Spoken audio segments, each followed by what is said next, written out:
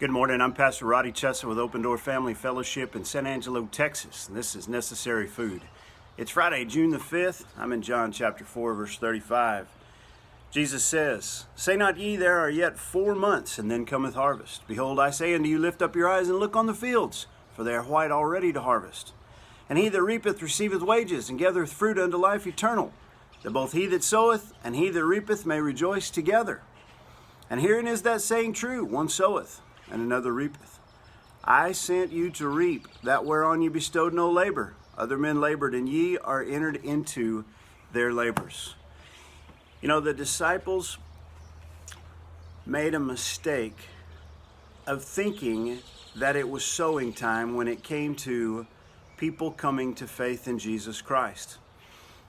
They thought they were simply sowing the gospel and the message of the kingdom. But Jesus has to remind them, hey, the fields are white already to harvest. It's time to reap. You know, there's a constant sowing and reaping going on all the time, all around us. Now, certainly there are great times of reaping, and there are other times that it seems that nothing is happening except sowing. And there's just a little bit of reaping in certain areas and certain sections. But the disciples found themselves at a place. Jesus had just led basically an entire village to faith in himself in this Samaritan village. And so one of the things that we need to do as followers of Jesus is to realize that there is always this cycle going on. One sows, Jesus says, and another reaps. You know, I read a long time ago that a person in the United States of America, by some kind of a study, has to hear the gospel 5 or 6 times before they come to a place where they're ready to receive Jesus. Now, I don't know how in the world anybody ever studied that out, but by my own experience, I can say that anytime a person hears a new truth, a lot of times they don't just grasp onto it immediately. And that goes for the gospel of Jesus Christ as well. Sometimes people have to mull over things, and they have to think about things, and they have to challenge things. And you and I need to understand that.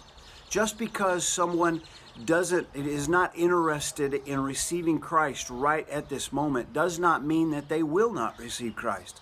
And you and I can never, ever, ever give up on them. We've got to constantly be sharing Jesus with people and realizing that every time that we have this opportunity to speak up for Jesus, to point someone in his direction, that what we may be doing is we may be sowing a seed. But remember what happens when you sow a seed. You know, it seems like a long time, a long summer from that spring planting to that fall harvest. And sometimes it seems like a real dry summer during that period of time. And sometimes we start to kind of lose heart. But I want to encourage you, don't ever lose heart. Every time you have an opportunity to sow, sow. Because guess what?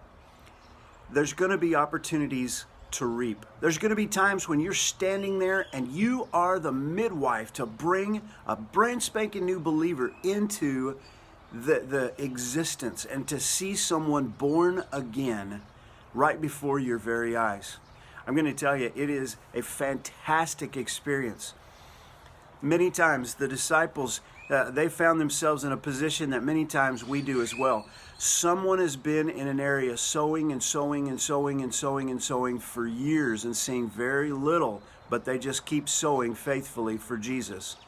And you might walk right into this situation and be the one to reap, to see that person be ready and ripe to receive Jesus at that moment. Listen, never ever give up.